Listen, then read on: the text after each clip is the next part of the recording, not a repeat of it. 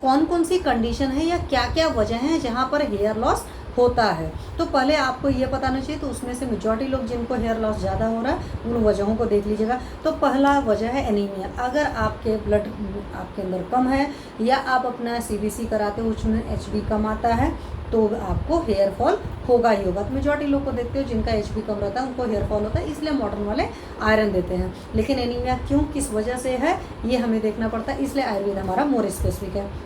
कोई इसके रूट में हेयर में है तो जो आपके रूट हैं हेयर रूट, उसमें अगर कोई प्रॉब्लम होती है, कोई डिसीज़ होती है तो वो भी हेयर लॉस होता है।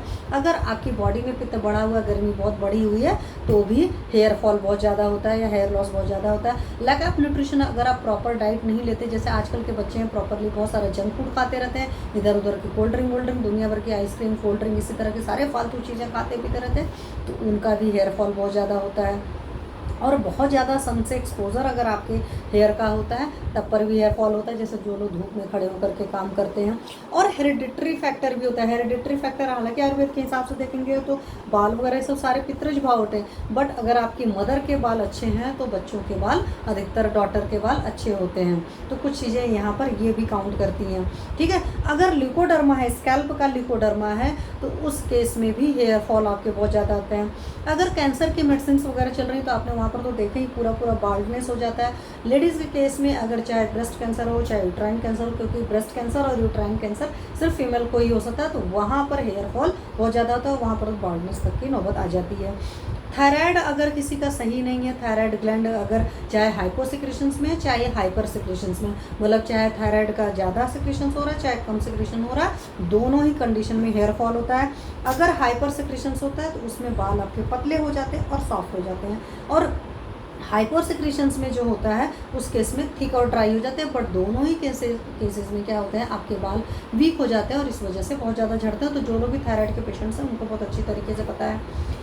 उसी तरीके से अगर आप अपने बाल टाइम पर नहीं धोते हो या सही तरीके से नहीं धोते हो तो वहाँ पर भी आपका हेयर फॉल बहुत ज़्यादा होता है, क्योंकि अगर आपने बाल को अपने टाइम में नहीं वॉश किया तो उसमें वर्म्स हो सकते हैं, फंगस होते हैं, अल्सर्स हो सकते हैं, एक्जिमा हो सकता है, वेल्स हो सकते हैं, रिंग वर्म, इचिंग, बहुत दुनिया भर की वजह होती है। तो प्रॉपरली क्लीनिंग नहीं करना भी, हेयर वॉश नहीं करना भी एक रूट कॉज होता है हेयर फॉल का। मेंटल टेंशन, जिन लोग को स्ट्रेस बहुत ज़्यादा रहता है उनके बाल बहुत झड़ते हैं और ये एकदम प्रूवन है, ठीक है।